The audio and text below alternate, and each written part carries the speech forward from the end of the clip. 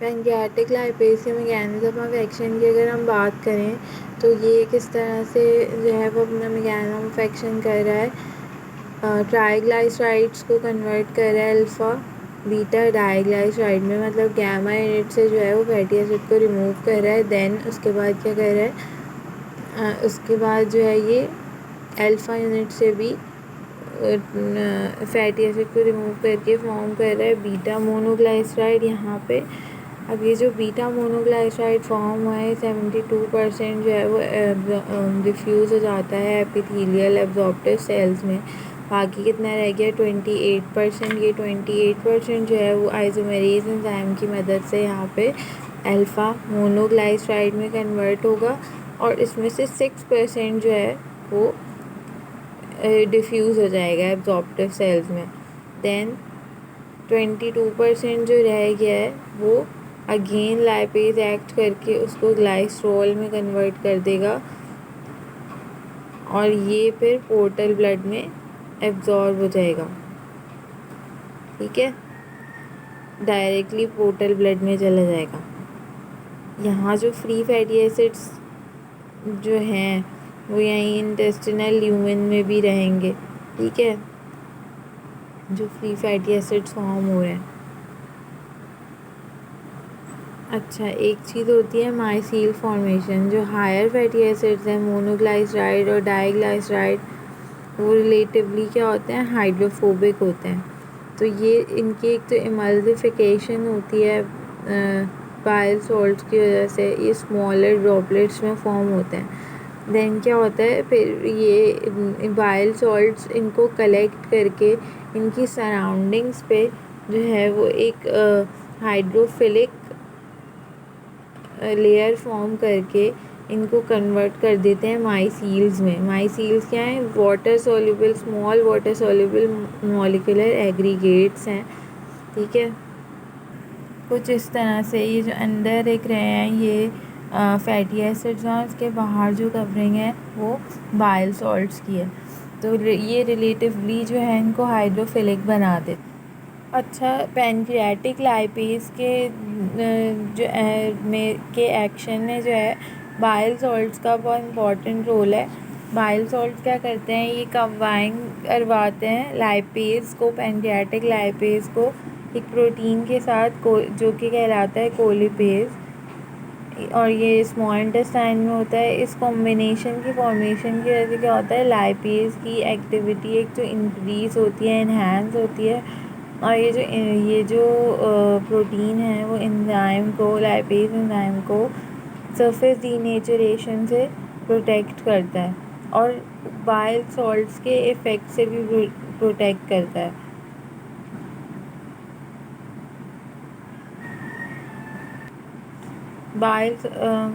Bile salt जो है वो फैट इमल्सिफिकेशन में भी हेल्प कर रहे होते हैं।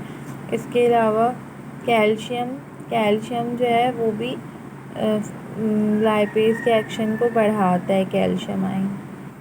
अच्छा, next start is transport phase. Transport phase क्या था कि जो ट्रांसपोर्ट है फूड फैट्स की from intestinal villi into the epithelial cells. ठीक है, अब यहाँ पे क्या होता है कि इंटेस्टिनल जो ल्यूमेन है वहाँ से माइसील्स बन गए, जो हायर फैटी एसिड्स हैं उनके माइसील्स बन गए। अब ये क्या होगा, ये मोनोग्लाइसराइड्स और फैटी एसिड जो है वो माइसील्स को लीव करके एंटर कर जाते हैं bye simple diffusion into the absorptive epithelial cells of small intestine. ये एंटर करने के बाद क्या होता है, ये जाते हैं और फिर जो है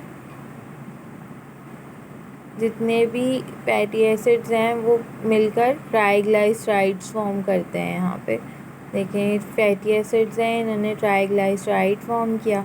अब ये जो ट्राइग्लाइसराइड्स हैं ये इनके एब्जॉर्प्टिव सेल्स के अंदर जब ये पहुँचते हैं तो क्या होता है कि अच्छा, सिंपल डिफ्यूजन हो ही किस तरह से रही है कि जितने भी फैटी एसिड्स हैं वो आकर एब्जॉर्प्टिव सेल्स में ट्राइग्लाइसराइड फॉर्म कर देते हैं। तो रिलेटिवली क्या होता है कि बाहर ट्राइग्लाइसराइड की कंसनट्रेशन कम होती है एज़ कम्पेयर टू इनसाइड, और फैटी एसिड्स जो हैं उनकी भी कंसनट्रेशन बाहर ज़्यादा बढ़ जाती है, अंदर कम ही रहती है, क्योंकि वो आके ट्राइग्लाइसराइड में कन्वर्ट हो जाते हैं। तो इसी तरह से फैटी एसिड की सिंपल डिफ्यूजन होती चली जाती है into the absorptive epithelial cells. ये ट्राइग्लाइसराइड में कन्वर्ट होते हैं और यहाँ पे क्या होता है, स्मूथ और रफ एंडोप्लाज्मिक रेटिकुलम मर्ज होके एक प्रोटीन फॉर्म करना शुरू कर देता है, ApoB48। ठीक है, यहाँ पे स्मूथ और रफ ER जो है वो मर्ज होकर एक प्रोटीन फॉर्म कर रहा है, ApoB48। जब ये ट्राइग्लाइसराइड एंडोप्लाज्मिक रेटिकुलम में एंटर करते हैं तो ये इस प्रोटीन के साथ मिलके एक कॉम्प्लेक्स फॉर्म करते हैं, एक लिपोप्रोटीन कॉम्प्लेक्स फॉर्म करते हैं जिसे कहते हैं काइलोमाइक्रॉन। काइलोमाइक्रॉन की जो कॉम्पोजिशन है वो क्या होती है, इसमें अबाउट 88% ट्राइग्लाइसराइड्स होते हैं, 8% फॉस्फोलिपिड्स होते हैं, 3% कोलेस्ट्रॉल होता है और ApoB48 2%, 0.5 से 2% तक होता है। अब ये जो कोलेस्ट्रॉल है और फॉस्फोलिपिड्स हैं ये भी कहाँ से आए, इंटेस्टिनल ल्यूमेन से एंटर हुए एब्जॉर्प्टिव एपिथेलियल सेल्स में। ठीक है, नेक्स्ट, अच्छा ये जो है जो इवेंट्स इसके अंदर हो रहे हैं एब्जॉर्प्टिव एपिथेलियल सेल के, these are called transportation phase. ठीक है, देन एब्जॉर्प्शन है, एब्जॉर्प्शन में क्या हो रहा है, 22% जो फ्री ग्लाइसरॉल है वो पोर्टल वेन में डायरेक्टली पास हो रहा है और लिवर तक चला आता है, लिवर से फिर वो ब्लड में एंटर होगा।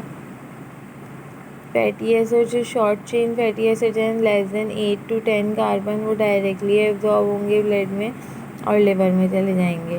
जो लॉन्ग चेन है मोर देन 10 कार्बन वाले वो लैक्टियल्स के थ्रू एब्जॉर्ब होते हैं। यहाँ पे काइलोमाइक्रॉन्स बनते हैं, काइलोमाइक्रॉन्स जो है वो रिलीज़ हुए, देन ये लैक्टियल्स के ज़रिए फिर लैक्टियल्स क्या हैं, स्पेशल लिम्फेटिक वेन्स हैं, लिम्फेटिक वेन्स हैं, इनके ज़रिए ये एंटर होंगे लिम्फ में, लिम्फेटिक सिस्टम में, और फिर थोरैसिक डक्ट के थ्रू जो है वो वहाँ थोरैसिक डक्ट तक पहुँच के ये फिर ब्लड में या सिस्टमिक सर्कुलेशन में एंटर कर जाते हैं।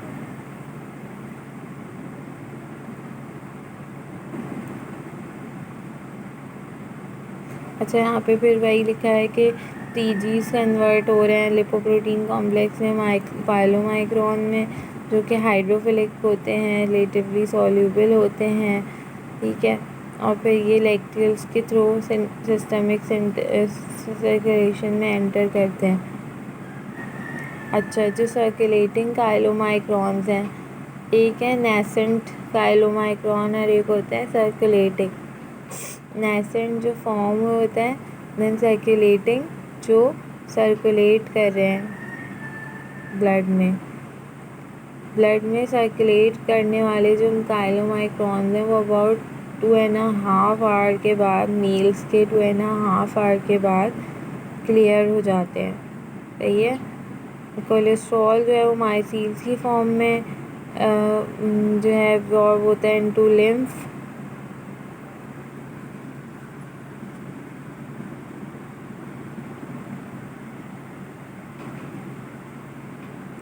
और अनसैचुरेटेड फैटी एसिड्स और बाइल सॉल्ट्स की प्रेजेंस जो है वो एब्जॉर्प्शन ऑफ कोलेस्ट्रॉल को इंक्रीज़ कर देती है।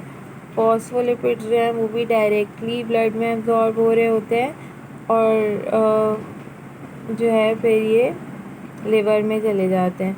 कुछ कंटेंट जो है फॉस्फोलिपिड्स का वो काइलोमाइक्रॉन की और VLDL that is very low density lipoprotein synthesis में यूज़ हो रहा होता है। VLDL कोलेस्ट्रॉल है कि एक टाइप है, इसमें यूज़ हो रहा होता है। So this was about digestion and absorption of lipids.